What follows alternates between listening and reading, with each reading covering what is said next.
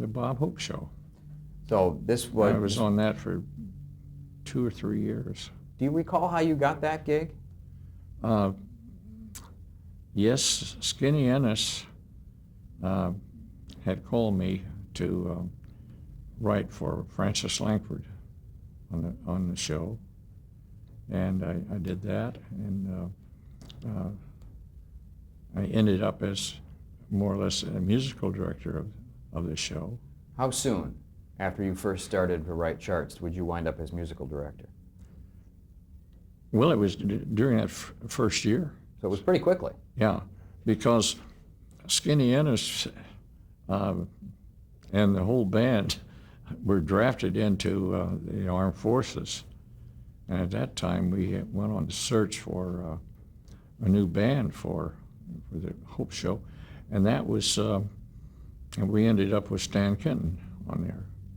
Wow. And I ended up doing his first big hit arrangement, and Her Tears Flowed Like Wine. So that's great. That's the way Stan got on the band, and he was a wonderful person. But the strange thing about Stan, he really hated the show because he didn't get to play anything.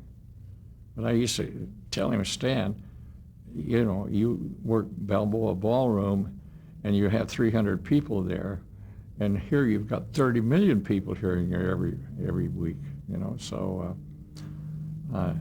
he still didn't like the show that much. So how much did you actually work with Bob?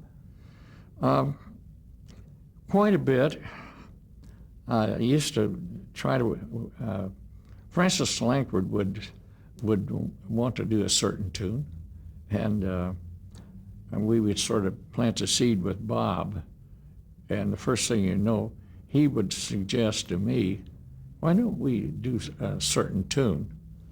And so I used to kind of be in contact with him that way. Did you conduct, or did Stan? Well, when Skinny Ennis was there, he conducted the band. When Stan was there, he would conduct.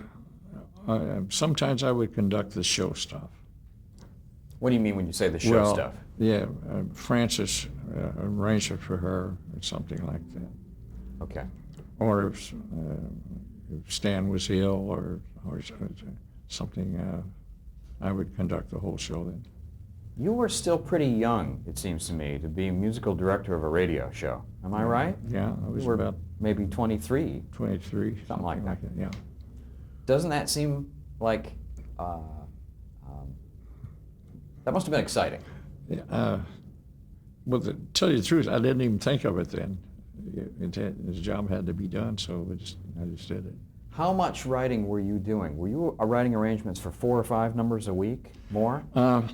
Well, at one time, one year there, I believe it was 43, I was writing all the music arrangements needed on the Bob Hope Show, and I was doing the opening number on the Jack Benny Show and sending it back to Phil Harris. So I did that for a year or two.